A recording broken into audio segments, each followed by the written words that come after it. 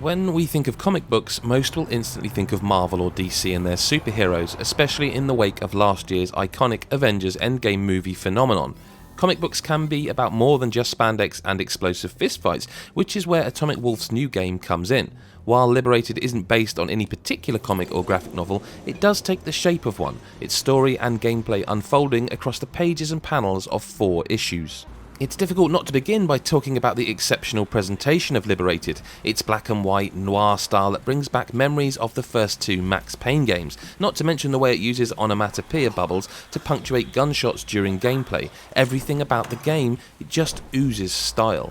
And Liberated is set in the near future, where a tragedy has pushed the governments of the world to employ a system that monitors people 24/7. Those not meeting social media quotas, or whose money doesn't match up with their spending or lack thereof, are immediately investigated, seen to be hiding something. This happens to Barry, the first protagonist of this multi-character story. Upon being summoned home to be seen by the authorities, Barry encrypts his computer before the police bash in his door. This leads to a choice: comply and be taken into custody, or make a run for it. Both eventually lead to the same scene, but running serves as a bit of a tutorial for the platforming elements in the game. It also introduces the player to the first of many QTEs that unfortunately litter the experience. You see, Liberated is a side-scrolling action platformer. Throw flashback and playdeads inside into a blender, then sprinkle in some of Ubisoft's 13 for the maximum tastiness, and you've got Liberated. It's also a great action thriller with some rather good set pieces and excessive shootouts that wouldn't be out of place in a Die Hard movie, all within the confines of a comic book panel, just to make it that much more impressive. But it's not all good, however, especially not in the Switch version that we reviewed. Visually, it's absolutely fine, same goes for the hefty sound effects that punctuate each shootout, but the performance isn't great. The frame rate often chugs during the busier moments, sometimes even during important QTE scenes, and the animation, it does look a bit rough a lot of the time. It's also chock full of bugs. One particular one led to a number of deaths during a particular level, as the character sometimes freeze up for several seconds after climbing a ladder. In one frustrating moment, climbing a ladder triggered enemies appearing and shooting at you.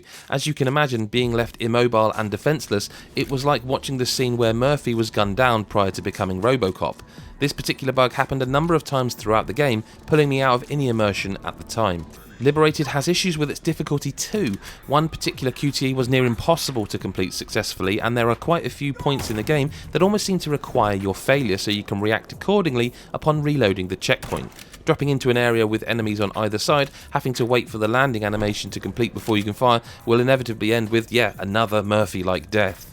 And all these issues keep Liberating from being the game it could have been. It's a real shame, to be honest, because with a little more polish, it would probably be one of the better games of its type. The stealth is a little useless, but the almost twin-stick nature of its combat makes shootouts feel both tense and exciting. It even throws in a few puzzles to keep you on your toes, a couple of which took me far longer than I'd care to admit, breaking up the action quite nicely. The setting and story also keep you glued to the screen, despite being a little predictable. The tale of a dystopian near future in a totalitarian state is actually more believable than any of us would like, as is the path of the Liberated, the activist group pushed into more and more extreme forms of protest against the oppressive system.